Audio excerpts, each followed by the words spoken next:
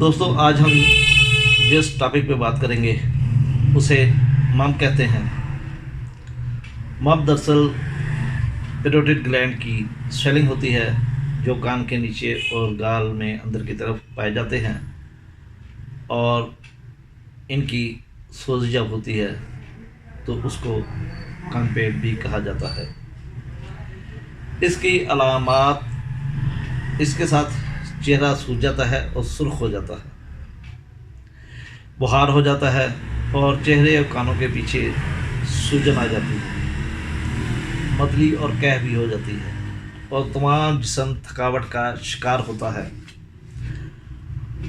अगर मम्स ठीक ना हो तो इससे कई पेचीदगियाँ पैदा हो सकती हैं। मम्स ज़िंदगी में एक आध बार ज़रूर निकलते हैं, लेकिन ये आमतौर पर छोटी उम्र के बच्चों और नाबालग बच्चों में होते हैं।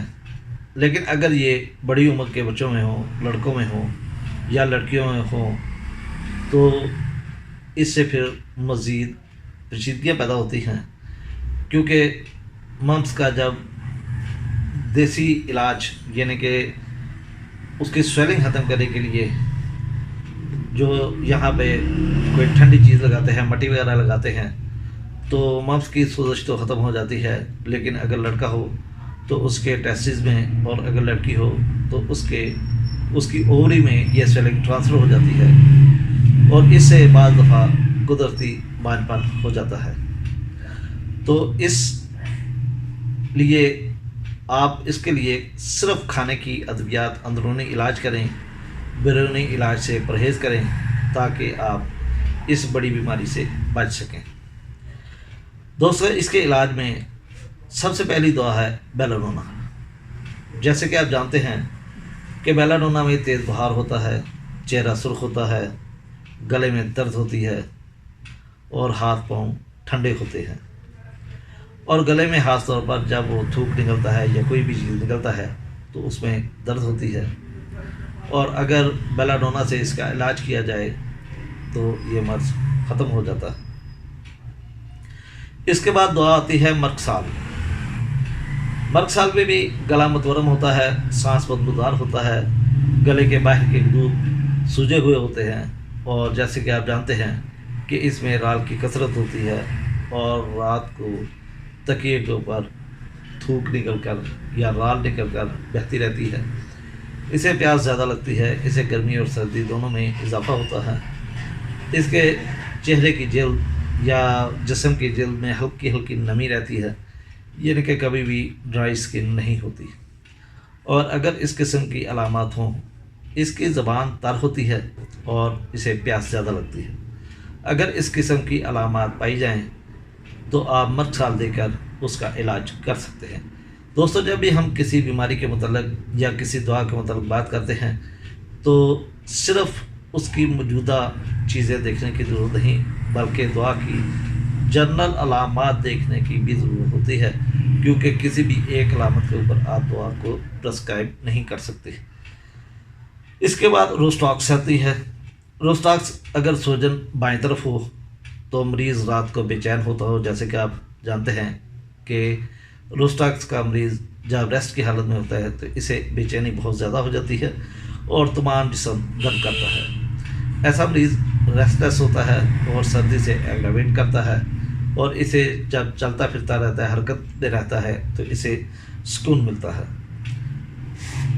और इसकी ज़बान अगर देखें तो ज़बान पर एक मुसल्लस बनी होती है जो कि रेड कलर की होती है और ज़ुबान पर बाज़ दफ़ा कट्स भी पाए जाते हैं और इतने कट्स होते हैं कि बाज़ दफ़ा इनमें रेशा भी निकल रहा होता है। तो दोस्तों, चंद एक अलामत ये रोस्टॉक्स की थी। अगर आप ऐसा मरीज़ देखें जिसमें ये अलामत पाई जाएं तो आप रोस्टॉक्स से इसका मरीज़ ठीक कर सकते हैं। इसके बाद जो दवा आती है वो है पल्साटिला। दोस्तों, पल्साटिला मम्स की बहुत अच्छी दवा है, लेकिन जैसे कि पहले बताया है कि अगर मम्स की सोजिश गले से ख़त्म होकर ये टेस्टिस में चली जाए, यानी कि मेटास्टेटिस शुरू हो जाए और लड़कों में टेस्टिस में और लड़कियों में ओवरी में चली जाए और इसके लिए इसके साथ साथ इसे बांझपन हो जाए, तो ये एक अच्छा काम करती है पल्साटिला, लेकिन ये एक्टिव मम्स की हालत में इतना अच्छा काम नहीं करती। ये उसकी पेचीदगी को ठीक करने के लिए एक ज़बरदस्त दवा है। वैसे भी अगर आप पल्साटिला की जनरल अलामत देखें तो इसमें गर्मी ज़्यादा लगती है, इसमें प्यास नहीं होती, मुंह खुश्क होता है और सुबह के मुंह का जायका कड़वा होता है। ये चिकनाई वाली ये चीज़ें नहीं खा सकता और खुली हवा में बेहतर महसूस करता है। अगर इस किस्म की अलामत हो तो आप पल्साटिला देकर इस मरीज़ का इलाज कर सकते हैं।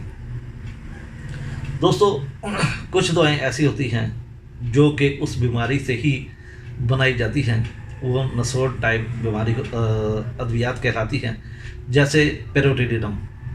पेरोटिडिनम भी ये एक ऐसी दवा है जो कि मम्स के ही मादे से तैयार की जाती है, उसके ही हिस्सों से तैयार की जाती है और ये एज ए इंटरक्रंट रेमेडी के अगर आप मम्स के मरीज़ को दे दें या मम्स की वजह से अगर कोई दीगर पेचीदगी हो गई है, जैसे कि जहाँ पे हम पल्साटिला इस्तेमाल करते हैं वहाँ पे अगर पल्साटिला की जनरल अलामत नहीं मिलती तो आप पेरोटिडिनम देकर इस मरीज़ का इलाज कर सकते हैं।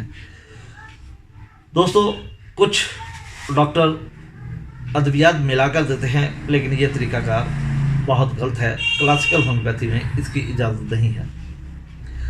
इस मरीज़ को कुछ हदायत हैं, अगर इन पे अमल पैरा हो तो मरीज़ जल्दी ठीक हो जाता है। मरीज़ को मुकम्मल आराम का मशवरा देना चाहिए और इसके मरीज़ को दूसरों से अलग रखें, क्योंकि ये बीमारी एक से दूसरे को लग सकती है। मरीज़ को हल्की और जूद हज़म ग़िज़ा इस्तेमाल करवानी चाहिए। नमक को मखमल के कपड़े या पोटली बनाकर उसका सेक करना भी इसे फ़ायदेमंद होता है। इससे ये होता है कि ना तो सोजिश दबती है बल्कि सोजिश को सुकून मिलता है, मरीज़ को सुकून मिलता है और बाकी आप अंदरूनी अद्वियात इस्तेमाल करके मरीज़ को शफायाब कर सकते हैं। दोस्तों, उम्मीद है ये वीडियो आपको पसंद आई होगी। ये 2-4 अद्वियात थी, लेकिन बहुत काम की अद्वियात हैं। अगर आप इनका इलाज प्रोटीन ग्लैंड की स्वेलिंग का इलाज यानी कि मम्स और कनपेड का इलाज इन दवाओं से करेंगे तो यकीनन आप नाकाम नहीं होंगे। दोस्तों, मैं अक्सर दुआ के साथ इसकी पोटेंसी नहीं बताता, क्योंकि ये वीडियो असल में डॉक्टर्स के लिए होती है। आप वीडियो देखकर खुद दुआ इस्तेमाल करना ना शुरू कर दें, लेकिन किसी भी अच्छे होम्योपैथ से मिलकर आप अपना इलाज करवाएं ताकि आप बगैर किसी नुकसान के आप मुकम्मल सेहतयाब हो सकें। दोस्तों, इसी के साथ मैं इजाज़त चाहता हूँ। अल्लाह हाफिज़। अल्लाह निगहबान।